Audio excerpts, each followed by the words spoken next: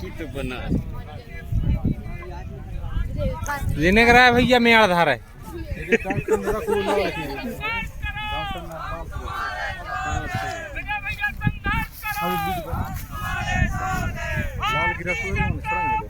जिंदाबाद।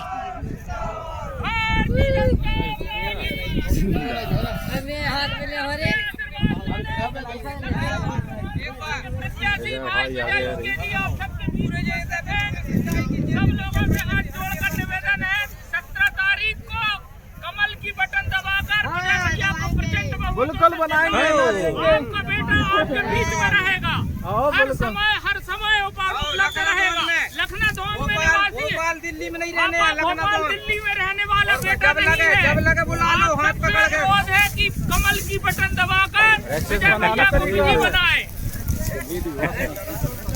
भैया संघर्ष करो, हम तुम्हारे साथ हैं। भैया संघर्ष करो, हम तुम्हारे साथ हैं। भारतीय जनता पार्टी जिंदाबाद। चलो ना यार भैया, गजब कर रहे हो तुम पार्टी को। चलो यार, आओ चलो। ये चीज लो, नहीं देने वोट देख लो।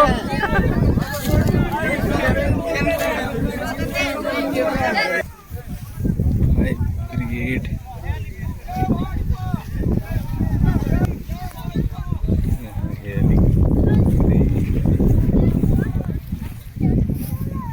जिंदाबाद जिंदाबाद, विजय भैया जिंदाबाद।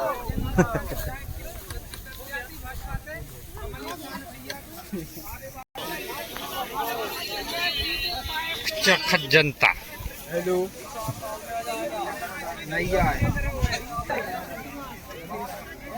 भारतीय जनता पार्टी जिंदाबाद।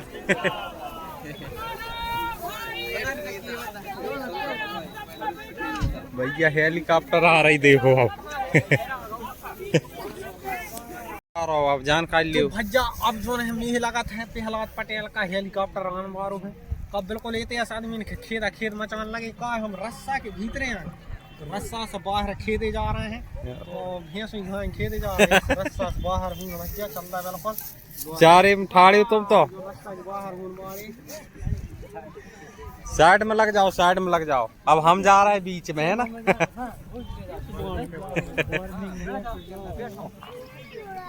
जनता उमड़ रही हेलीकॉप्टर को।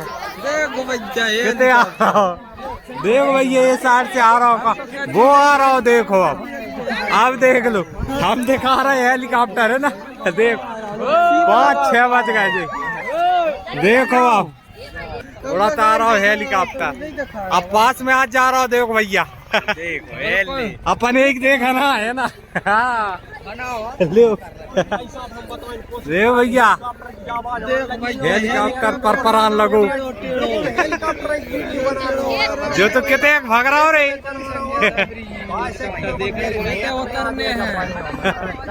देखो भैया सागरो इंतजार और धुआं आग इधर दे करे।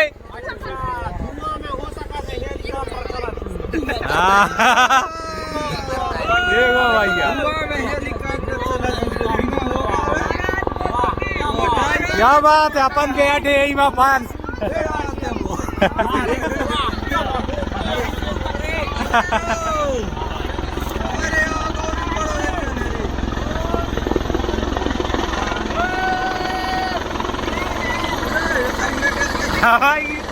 हमारे भगरे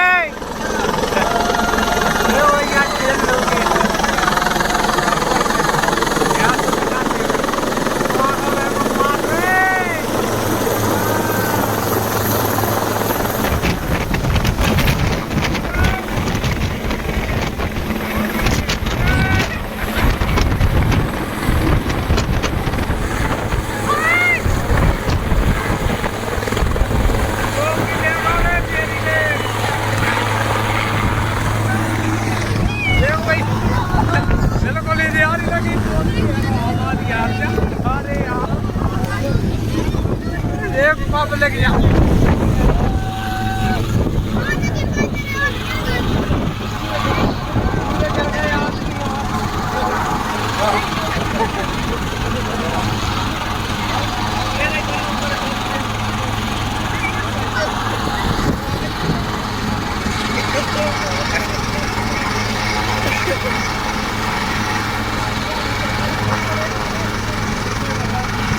दिखाना नहीं, मेरी टोपी चुकाई दे।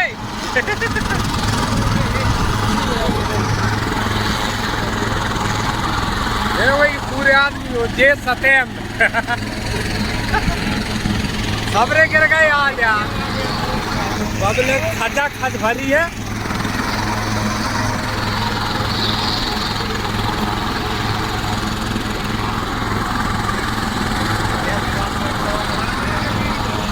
और भैया कब कब मिल, हाँ इतनी बड़ी हेलीकॉप्टर आई, इतनी बड़ी देख लो आप ना, पकड़ा के मारे 10 गए आ रहे हैं, मुझे धुआं ने कर रहा देखो जो और हम ढूंढा होगा यार, सब रो रहा है धुआं।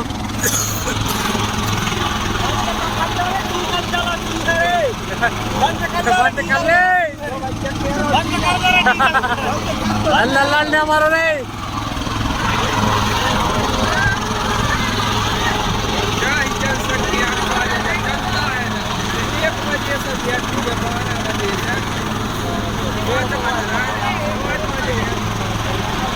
बहुत कैम कर रहे हैं आप, दिन भर देख रहे हैं।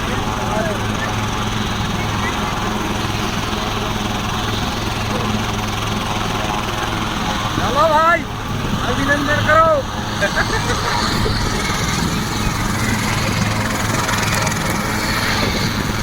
जनता उमड़ गई देखो, जा जाओ, हाँ होते हैं अपना नजारा देखो।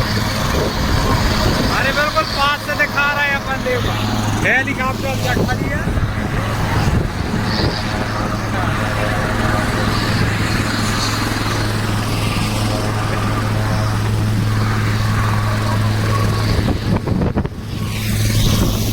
कर्मचारी लगे जो सब बात में क्या दे रहे हैं थोड़ा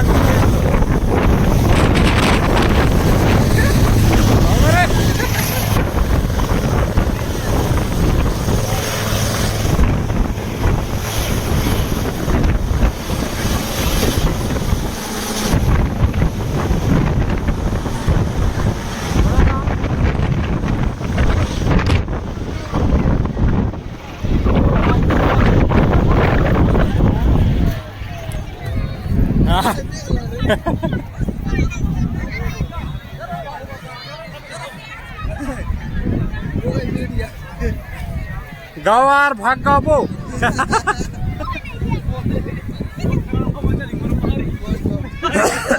कितना उतार दो, चल रहा है भी चल रहा है। तो उतरो लैंड हो है, देखो भाग दो।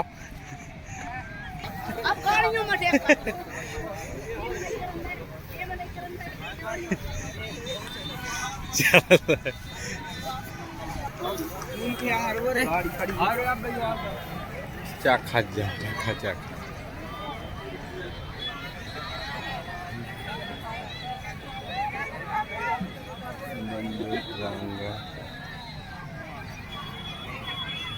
ड्राइवर लोग दारू वारू पीने से नहीं चले गए कहाँ के कमाल साहब, फोटो सही आती किस साइड से पता है? उस साइड, हाँ उस साइड।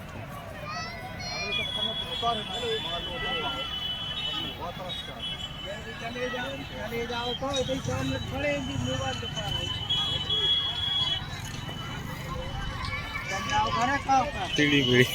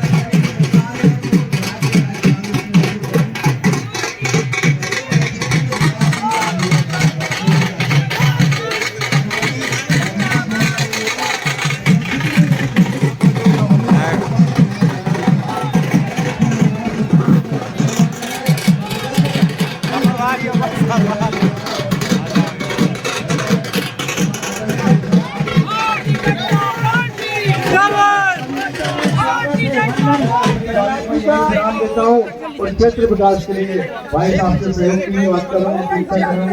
आने वाले समय में हमारा क्षेत्र खुशहाल समृद्धि की ओर स्वागत है, प्रहलाद जी का स्वागत है, प्रहलाद जी का स्वागत है, अभिनंदन है, वंदन है, स्वागत है, वंदन है, अभिनंदन है। आदरणीय केंद्रीय मंत्री जी श्री प्रहलाद जी का वंदन है, अभिनंदन है, स्वागत है। हमारे बीच में हमारे लाडले नर्मदा के भक्त माननीय प्रहलाद जी पटेल हमारे बीच में उपस्थित हो चुके हैं। सभी जनता से अनुरोध है, कृपया हमारे विजय भाई साहब की पूरे विधानसभा से विजय भैया हमारा स्वागत करेंगे। जोरदार तालियों के साथ स्वागत करें। जय जय श्री राम, जय श्री राम, जय जय श्री राम। पूर्व मंडल की ओर से हमारे मंडल अध्यक्ष माननीय हम उनसे अनुरोध करेंगे कृपया भाई साहब का स्वागत करें।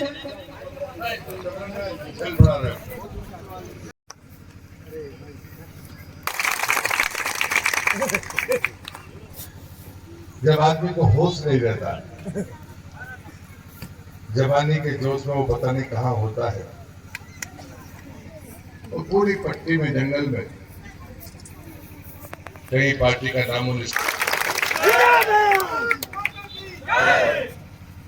जो मुझसे उम्र में बड़े हैं और मात्र शक्ति को, उनको भी दोनों हाथ जोड़कर प्रणाम करता हूं। भगवान यहाँ वो पीढ़ी मंच पर बैठी है, जब मैं पार्टी का काम करने आया था तब वो पार्टी का काम कर रहे थे। आदरणीय अशोक जी, आदरणीय उत्तम यादव जी, हमारा धनखत्री का बाबा का नीचे तो नहीं उतर गया, बाबा प्रमोद भारती जी, ईश्वर राय जी, मतलब मुझे लगता है कि पुराने नीचे ही बैठे जो अभी, क्योंकि धूमा से लोग आते थे पार्टी का काम करने। एक समय वो था और एक समय ये है कि समुद्र यहाँ दिख रहा है। गुप्ता जी और हमारे उम्मीदवार, पढ़ा लिखा एक इंजीनियर, आपका ही बेटा, अगर मौका दोगे तो सम्मान भी मिलेगा, निराशा नहीं होगी। इसी कारण की मैंने विजय से पूछा कि तुम गांव में रात रुकते हो? उसने कहा कि मैं जाता तो हूँ लेकिन रात नहीं रुकता। मैंने कहा रात रुकना चाहिए। उसने रात रुकना शुरू किया। जब हम अपने कार्यकर्ता के, अपने समर्थक के यहाँ, अपने क्षेत्र में, गांव में जाते हैं, हम दे के नहीं आते, हम उनसे कुछ लेकर आते हैं। अगर कोई अभावग्रस्त है तो उसका दर्द लेकर आते हैं। प्रेम हमें मिलता है, वो प्रेम हम पूंजी के रूप में लेकर आते हैं। अगर कोई राजनीति करने वाला सामाजिक कार्यकर्ता गांव की तरफ ना जाए तो वो दर्द नहीं जान सकता। और उसका सबसे अच्छा उदाहरण, दो ही उदाहरण मुझे लगते हैं, और भाग्य से वो दो ही हमारे ही प्रधानमंत्री। मैं जब एक बात कहता हूं कि हम कांग्रेस की खिलाफत क्यों करते हैं, तो हम इसलिए करते हैं कि देश की आजादी के 75 साल हो गए हैं। लेकिन अगर सत्य अटल बिहारी वाजपेयी देश के प्रधानमंत्री ना बने होते तो क्या डामर की सड़कें गांव पहुंच सकती थी? मैं पूछता हूं। हमारे सांसद नहीं, हमारे विधायक नहीं, हमारी राज्य की सरकारें नहीं। जब सत्य अटल बिहारी वाजपेयी ने पूरा देश नापा था पार्टी का काम करते हुए। जब देश आजाद हुआ था, जब पहला चुनाव हुआ था, तो भारतीय जनसंघ के 3 सांसद थे। आज 300 से ज्यादा है। 89 में आपने पहली बार कमल के चिन्ह पर मेरे जैसे नौजवान की, जिसकी शकल भी आपने नहीं देखी होगी, उसको आपने जिताकर कर दिया। और उसी आशीर्वाद और प्रेम का परिणाम था कि मैं जब तक 100% बूथों पर नहीं चला गया, मैं गोटे गांव में अपने घर में जाकर नहीं सोया। गोटे गांव जाता था तो अपने किसी कार्यकर्ता के यहाँ सोता। 7.5 महीने लगे थे मुझे। तब तो मुझे अंदाजा नहीं था कि हमने कह तो दिया, लेकिन करें बाद में पता चला करेंगे कैसे। सड़कें होती नहीं थी, साधन होते नहीं थे, हमारा कार्यकर्ता वैसे ही कमजोर था। लेकिन मैं जब साइकिल यात्रा करता था या पैदल चलता था तो मैं नियम लेके चलता था, जमीन पे सोऊंगा, दाल रोटी के अलावा कुछ खाऊंगा नहीं। 1 महीने का संकल्प लेता था। क्यों? इसलिए क्योंकि मैं जानता था कि मेरा कार्यकर्ता 4 लोगों को एक साथ सुला नहीं सकता, 4 लोगों को एक साथ खिला नहीं सकता, कर्जदार हो जाएगा। मेरे ऐसे आदिवासी कार्यकर्ता थे जो मजदूरी छोड़कर इंतजार करते थे हमारे आने का। क्या ये सच्चाई नहीं है? सच्चाई है। लेकिन 2014 में जब प्रधानमंत्री मोदी बने तो उन्हें सबसे पहले कहा प्रधानमंत्री आवास योजना। किसके लिए? अगर जिस आदमी ने टपकती हुई छत ना देखी हो, छप्पर ना देखे हो, वो कभी कल्पना कर सकता है प्रधानमंत्री आवास योजना? अगर उन्हें गरीबी ना देखी होती तो बिना मांगे इस गरीब आदमी को यह पक्की छत नहीं मिल सकती थी। मैं दावे के साथ कहता हूं 3.5 करोड़ परिवारों को प्रधानमंत्री आवास योजना की छत मिली है। और उसमें 2.25 लाख महिलाओं के नाम पर है, माताओं बहनों के नाम पर है। ये बहुत महत्वपूर्ण बात है। आदिवासी समाज में तो माताओं बहनों के नाम पर जमीन कर देते, लेकिन बाकी समाज में आज भी परहेज होता है। लेकिन ये बदलाव है। हम हमेशा कहते हैं कि हम उस संस्कृति को मानने वाले लोग हैं जहां मातृसत्ता सर्वोच्च स्थान पर होती है। कोई उंगली उठा सकता है हमारी बात पर? ये घूंघट कहां से आ गया? चारदीवारी के भीतर कैसे चली गई माताएं बहनें? जब सबसे ऊंची थी तो सच्चाई यही है। इसका इतिहास पढ़ना चाहिए। अगर मुगलों की गुलामी इस देश में नहीं होती तो हमारी माताएं बहनें कभी घूंघट में नहीं थी। उनका स्थान हमसे ऊपर था। मैं गर्व के साथ कहता हूं। जब ये बात मैं कहता हूं तो हम सिवनी जिले में रहते हैं। सिवनी का नाम आदिगुरु शंकराचार्य के नाम पर है। 2000 साल पहले वो इस जिले में आए थे। ये आधे गांव की पहाड़ी पर जो हमारे भैरव बाबा बैठे, उनकी स्थापना स्वयं जगत गुरु शंकराचार्य ने अपने हाथों से की है 2000 साल से ज्यादा पहले। कितनों को पता? हम राजनीति करते हैं, समाज सेवा करते हैं, लेकिन क्या हमें अपने पुरखों का यश पता है? क्या हमारे बुजुर्गों के किए हुए कार्य हमें पता है? देश की आजादी के 75 साल निकल गए। किसने कहा कि ये मोटा खाना, मोटा अनाज गरीब का खाना? किसने कहा? मैं पूछता हूं। अमीर हो या गरीब, वही कोदो, कुटकी, ज्वार, बाजरा, रागी, जगनी यही लेता है। आजादी के बाद एक ज्वार आया था, ये तो गरीबों का खाना है।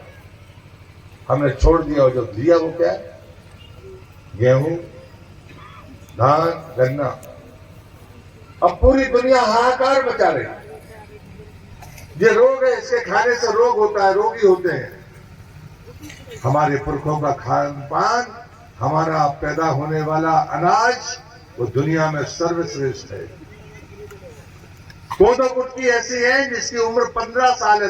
धरती पर पूरी दुनिया में कोई दूसरा अनाज नहीं जिसकी आयु 15 साल हो। और ठीक से रखोगे तो 40 साल भी रख सकते हैं। लेकिन उसके बाद उन लोगों ने बोना बंद किया, हमने खाना बंद किया। हमारे पास में रास्ता नहीं था। लेकिन अगर कोदो कुटकी और ज्वार बाजरा खाएंगे तो शुगर नहीं होगी, ब्लड प्रेशर नहीं होगा, हार्ट की प्रॉब्लम नहीं होगी। और गेहूं, चावल और शक्कर खाओगे तो जरूर होगी। अच्छा कौन था भाई? हमारे सियाने थे कि ये है? दूसरी बात में ये कहता कोदो, कुटकी, ज्वार, बाजरा, रागी, जगनी, बरसात के पानी में पकने वाली फसलें। कोई पानी की जरूरत नहीं। और जो आपने खेती स्वीकार की, गेहूं अगर 1 किलो ज्वार बाजरा में अगर 1 लीटर पानी लगेगा पैदा करने में, तो गेहूं को पैदा करने में 28 लीटर लगेगा, धान को पैदा करने में 38 लीटर लगेगा, गन्ना को पैदा करने में 42 लीटर से ज्यादा लगेगा। कहां से लाओगे? ये देश के प्रधानमंत्री ने कहा, पूरी दुनिया में कहा कि अगर भुखमरी से बचना है तो आपको श्री अन्न की तरफ जाना पड़ेगा, यही जो फेंकने से उगाते हैं। ये ऐसे बीज हैं जिनको बोना नहीं पड़ता, छिड़कना पड़ता है और वो पैदा हो जाते हैं। क्या सच्चाई नहीं है? नए लोगों को नहीं पता, लेकिन वो अनाज किसका दिया हुआ था? सबसे कम पानी में फंसे, सबसे खराब जमीन में पैदा हो जाए, मरुस्थल में भी हो जाए, बर्फ में भी हो जाए, दक्षिण में भी हो जाए, उत्तर में भी हो जाए, पूर्व में भी हो जाए, पश्चिम में। भारतीय जनता पार्टी इस मात्र शक्ति को वोट नहीं मांगती, उसको सर्वोच्च स्थान पर पहुंचाने की कोशिश कर रही है। तो सीढ़ियां हैं, चूल्हे में धुएं से आंखों में आंसू आ रहे हैं, तो मोदी जी ने उज्ज्वला गैस कनेक्शन दे दिया। किसके आंसू पूछे? माताओं बहनों। घर में शौचालय चला गया। जब हम गांव में घुसते थे सड़क के किनारे शाम के समय जो चित्र होता था, क्या वो शर्मनाक नहीं था? क्या वो सम्मानजनक था? हमारी बहन बेटियां 2014 के पहले का वो चित्र था। मोदी के प्रधानमंत्री बनने के बाद इज्जत घर बने। आज माताओं बहनों का सम्मान बचा है, उनका स्वास्थ्य बचा है। ये मोदी का कमाल है, ये भारतीय जनता पार्टी का कमाल। इसलिए गैस कनेक्शन को इस दृष्टि से मत देखिए, इस दृष्टि से देखिए कि आंसू किसके पूछे। शौचालय बना तो सम्मान किसका बचा, सम्मान किसका बढ़ा? सिर्फ माताओं बहनों का नहीं बढ़ा, हमारा और आपका भी बढ़ा है। 2019 आया, 2019 को फिर प्रधानमंत्री बने मोदी दोबारा, और उन्होंने कहा कि 2024 तक एक भी परिवार ऐसा नहीं रहेगा जिसके पास पाइपलाइन के द्वारा पानी शुद्ध ना पहुंचे। मुझे रास्ते में कोई बता रहा था कि यहाँ नर्मदा जी का जल आया, 16 गांव रह गए। पता नहीं आपको पता है कि नहीं पता, मोदी की सरकार में ये पानी का मंत्री मैं ही हूं भैया। एक भी घर नहीं बचेगा। 2024 दिसंबर आने में भी 13 महीने हैं। मैं कह के जा रहा हूं धनककड़ी में, अगर जून तक तथा तो लोकसभा के चुनाव हो ही जाएंगे। कोई हो तो ये खड़े हैं, इनको पकड़ना और मुझको मेरे पास आना। एक परिवार नहीं बच सकता। और ये बात आश्वासन नहीं है, ये लालच नहीं है वोट का, क्योंकि हमने देते समय किसी की जात नहीं पूछी, किसी का धर्म नहीं पूछा, किसी की पार्टी नहीं पूछी। कांग्रेसी चीन चीन कर देते हैं, हम जरूरतमंद को बिना मांगे देते हैं, ये फर्क है। कांग्रेस नकल करने की आती है, उसको नकल करनी है, लालच देनी है। पिछले चुनाव में उसने कह दिया था किसानों का कर्जा माफ कर देंगे, हो गया होगा शायद, नहीं हो पाया। 225 किसानों ने आत्महत्या होकर और कर ली, डिफॉल्टर होकर। यहाँ के जो विधायक जी हैं, मैं उनको कहता हूं, उनके नेता को बोल के आया। अभी 4 दिन पहले मैं छिंदवाड़ा में एक आदिवासी गांव में रात रुका, फिर सुबह प्रेस कॉन्फ्रेंस की, फिर हेलीकॉप्टर से मैंने वहीं से दौरे शुरू किए।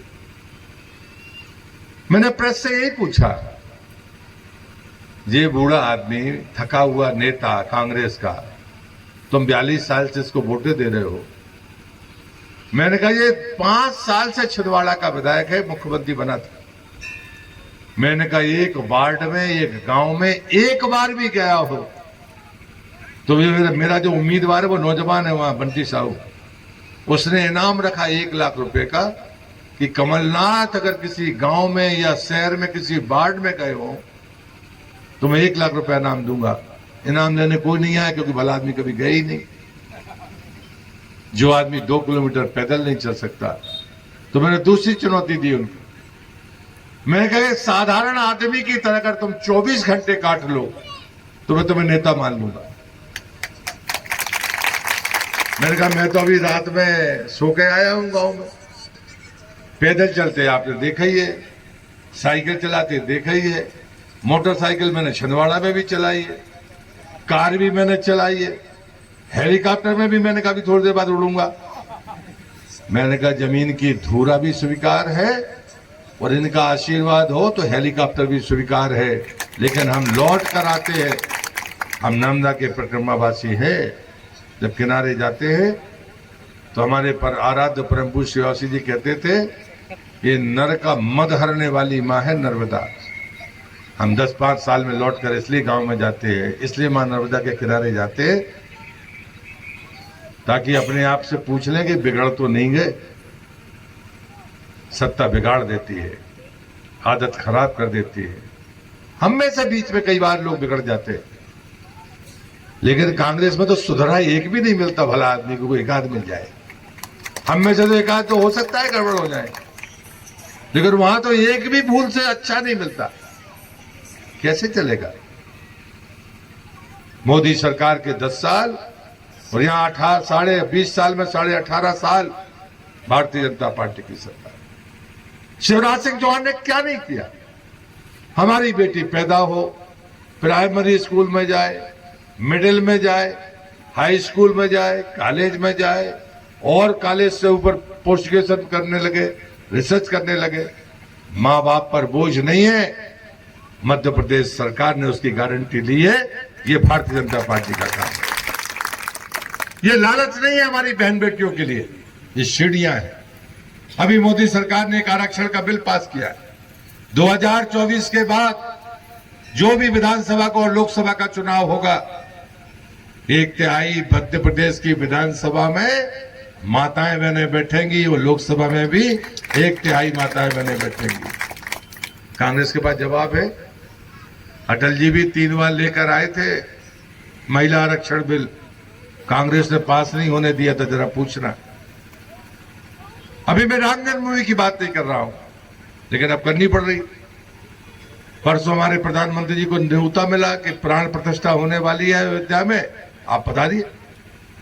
प्रधानमंत्री ने उसको ट्वीट किया, देश और दुनिया को बताया कि मैं सौभाग्यशाली हूं, 22 जनवरी को अयोध्या जाऊंगा, रामलला की प्राण प्रतिष्ठा को देखूंगा, मैं सौभाग्यशाली हूं। कांग्रेसियों के पेट में दर्द हो गया। वे कमलनाथ जी छिंदवाड़ा से बोले, अरे वो तो हिंदुओं का मंदिर है, भारत का मंदिर है। अच्छा, जब बाबरी ढांचा टूटा था, हमारे साथियों ने बलिदान दिया था, मैं भी सांसद बन गया था, मैं भी गया था। इसमें से भी बहुत लोग गए होंगे। गोलियां चली थी, लोग बलिदान हुए थे। तब तुम्हें हिंदू याद नहीं आया? तब तुम्हें सनातन याद नहीं आया? चलो, उस समय तुम में दम नहीं रही होगी, लेकिन कमलनाथ जी उस समय तुम केंद्र सरकार में मंत्री थे जब वो ढांचा गिरा था। सुप्रीम कोर्ट में मुकदमा चला, हमारे नेता उसमें मुलजिम बनाए गए। तब तुमने शपथ पत्र दिया है, तुम्हारी सरकार ने, तुम्हारी पार्टी ने, कि राम का तो हम कोई अस्तित्व नहीं मानते। अरे वाह भाई, जरा बताओ प्रेस वालों को, जरा बताओ जनता को कि प्रहलाद पटेल झूठ बोल रहे हैं कि सही बोल रहे हैं। दूसरी घटना बताते हैं, रामायण में राम सेतु के बारे में सब पढ़ते हैं। कांग्रेस की सरकार ने, जिस सरकार का मंत्री खुद स्वयं कमलनाथ थे, शपथ पत्र दिया कि इसको तोड़ देना चाहिए। ऐसा कोई आदमी का बनाया हुआ नहीं है। वो तो देश का भाग्य अच्छा था कि मोदी प्रधानमंत्री बन गए आपकी वोट से। हमने शपथ पत्र वापस लिया और हमने कहा कि कोई माई का लाल राम सेतु को तोड़ नहीं सकता। मैं चुनौती देता हूं कांग्रेस के नेताओं को, कमलनाथ जी तुमको हिम्मत है तो जनता के बीच में कहो कि प्रहलाद पटेल झूठ बोल रहा है। राजनीति झूठ के आधार पर नहीं होती, छल से नहीं, लालच से नहीं, भय से नहीं। हमने आतंक से मुकाबला किया है। हम ऐसे किसी राजा के यहां पैदा होकर नहीं आ गए। हमने लाठियां खाई हैं, मुकदमे झेले हैं, जेल गए हैं, पैदल चले हैं, कष्ट भोगा है, गरीब के दरवाजे में जाकर सोकर उसी का अन्न खाकर यहां तक पहुंचे हैं। हमसे कोई गलती की अपेक्षा नहीं हो सकती है। हम उसके बीच से पैदा हुए लोग हैं। जब कोई आदमी उस दर्द के साथ पैदा होता है तो फिर उसको कोई चुनौती नहीं दे सकता। और इसलिए मैं विनती करता हूं कि कांग्रेस नकल करने की आदी है। मैं पूछता हूं आपसे और आपके माध्यम से कांग्रेस से, तुम्हारा कोई काम ऐसा हो जो पीढ़ियों का हो, याद रखा जाए, ऐसा बताओ। नहीं तो हम बताते। हमारे नेता अटल बिहारी वाजपेयी थे, प्रधानमंत्री बने, गांव-गांव प्रधानमंत्री सड़क योजना चली गई।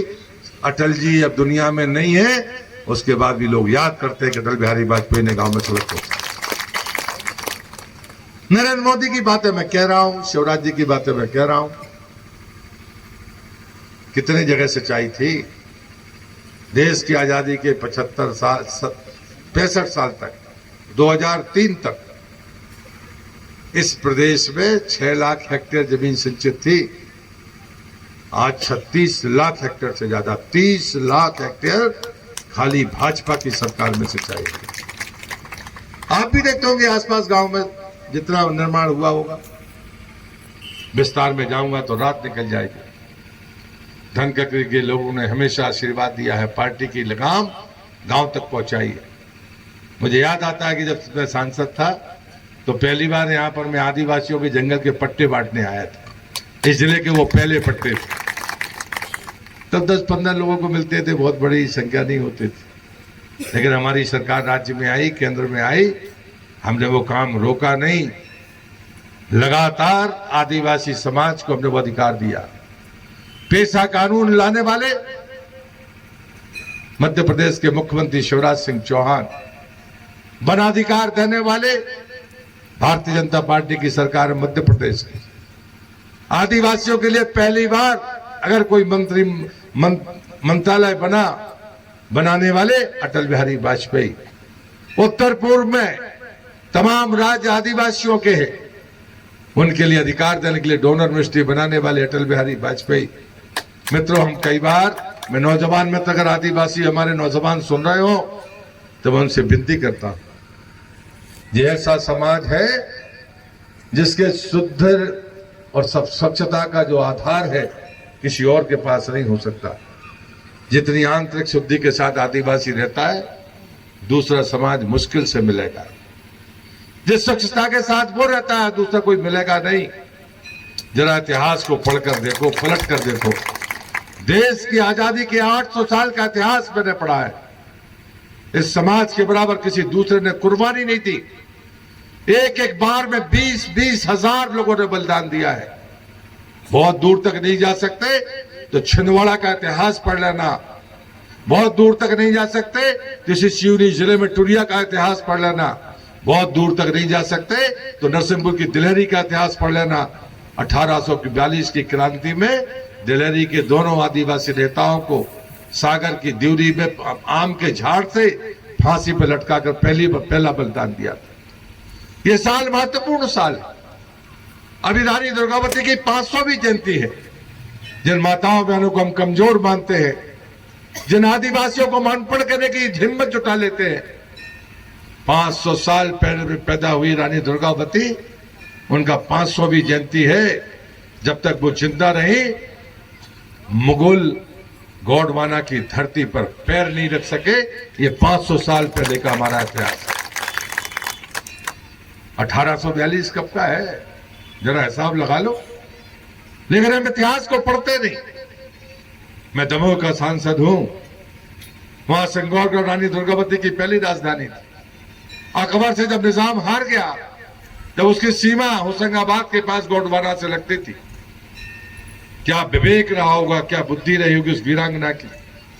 उन्होंने कहा कि अकबर की सेना होशंगाबाद की तरफ से हमला करेगी तो सिंगौरगढ़ की राजधानी बदलकर नरसिंहपुर के चौरागढ़ पर बना दी। अनुमान सही निकला और युद्ध नरसिंहपुर की सीमा पर हुआ। मुझे लगता है कि ये चीजें, लेकिन इतिहास क्या किया कांग्रेसियों ने। उनके पति की समाधि कभी जाना संग्रामपुर पड़ता है, जबलपुर से कभी दमोह जाओ, एक बड़का झाड़ के नीचे दबी है, सड़क निकाल दी गई उसके ऊपर से। दलपत साय की समाधि सड़क के किनारे एक बरगद के झाड़ के नीचे दबी हुई। जब मैंने पहली बार वहां पैदल यात्रा की तब लोगों को पता चला, लेकिन गांव के लोगों की श्रद्धा का मैं नमन करता हूं। उनने पुस्तकें नहीं पढ़ी, उनने इतिहास नहीं पढ़ा, लेकिन उस बरा को कहते हैं वो राजा बरा। उसकी एक डाल हमेशा सड़क के इस पार तक जैसे मेहराब बन जाती है ऐसी आती है। एक ट्रक ने टक्कर मार दी, वो टूट गई, गांव भर आया, डाल को उसी से टिका दी। एक भी पत्ता कोई गांव का आदमी आज तक तोड़ता नहीं है, उसको राजा बरा कहकर आपका सम्मान देता रहता है। हमारी आस्था को चुनौती मत दो। जिनको तुम बिना पढ़ा लिखा कहते हो, मैंने खान पान, पहनावा, जीवन शैली की बात की है। गांव में कभी कोई प्रवचन कथा होती है, यही जिसको लोग कहते हैं बिना पढ़े लिखे लोग कहते हैं धर्म की जय हो, अधर्म का नाश हो, प्राणियों में सद्भावना हो, विश्व का कल्याण। गांव में बैठा हमारा मजदूर, किसान, पढ़ा लिखा, कम पढ़ा लिखा, पूरी ईमानदारी के साथ में कहता है विश्व का कल्याण। दुनिया में किसी धर्म में ये ताकत है, दुनिया के किसी राष्ट्र अध्यक्ष में ये ताकत है जो हमारे गांव के बैठे हुए एक मजदूर और किसान में है। ये है हमारी ताकत। अगर हम आपसे वोट मांगने के लिए आए तो इसलिए आए, कांग्रेस छल करती है, वो हमारी संस्कृति और मर्यादाओं का अपमान करती है। मुख्यमंत्री कन्या पूछते हैं, पैर धोते हैं, उसका मजाक उड़ा दिया दिग्विजय सिंह। मैंने कल कहा था कि हम सम्मान ना कर सके तो कम से कम अपमान तो ना करें, लेकिन कांग्रेस ही हमारी परंपराओं का मजाक उड़ाने में चूकते नहीं है। कोई छोटा मोटा आदमी नहीं, इस प्रदेश का मुख्यमंत्री रहे हैं दिग्विजय सिंह, वो हमारे मुख्यमंत्री की कन्या पूजन का मजाक उड़ाते, हमारी परंपराओं का मजाक उड़ा रहे। जिन गठबंधन में वो शामिल है, उसका एक मुख्यमंत्री स्टालिन, उसका बेटा कहता है कि सनातन धर्म को नष्ट कर देना चाहिए। हमारे बीच से भी आवाजें आती रहती है, जो सनातन धर्म का खा नहीं जानते, वो सनातन को चुनौती देने की गलती करते हैं। ये समाज, इसने धर्म के लिए, संस्कृति के लिए, आजादी के लिए जितनी कुर्बानी दी है वो किसी और ने नहीं दी, मैं छाती ठोक कर कह सकता हूं। मित्रों, मैं नामदा का परिक्रमा वासी हूं। इस कहानी के साथ अपनी बात को खत्म करता हूं। ये कहानी नहीं है, सत्य घटना है। हमें झाड़ी पड़ती है नर्मदा जी में, कोई आदिवासी गया हो या कोई बंधु गया हो परिक्रमा करने, वहां भोजन नहीं मिलता, कांटे ही कांटे मिलते। 3 दिन हमें भोजन नहीं मिला था। हम सब किनारे पर रहते थे, गुरुदेव हमारे साथ थे, तो वो ऊपर जाते नहीं थे, तो नीचे रेत में रात काटते थे।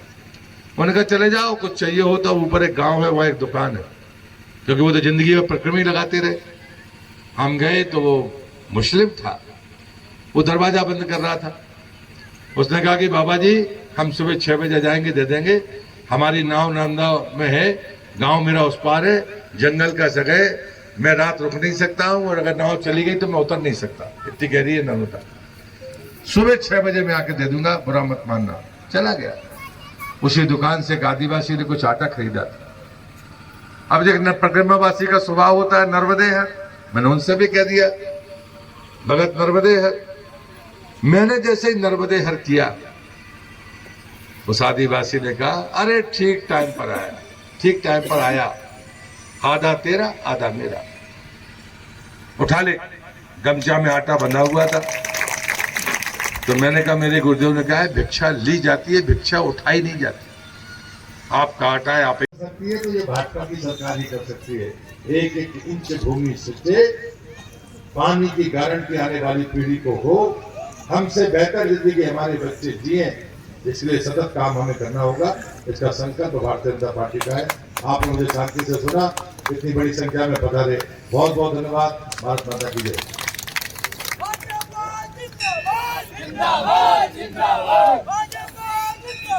जिंदाबाद भारतीय जनता पार्टी।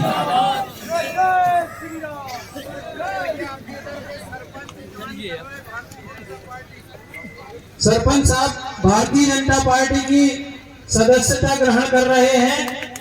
खमरिया पहाड़ी के सदस्य सरपंच हैं, जोरदार तालियों के साथ स्वागत करें। जिंदाबाद जिंदाबाद। और भी सदस्य हैं जो भारतीय जनता पार्टी की सदस्यता ग्रहण कर रहे हैं, और फटाफट आ जाए, नाम लिखवा के गए हुए थे।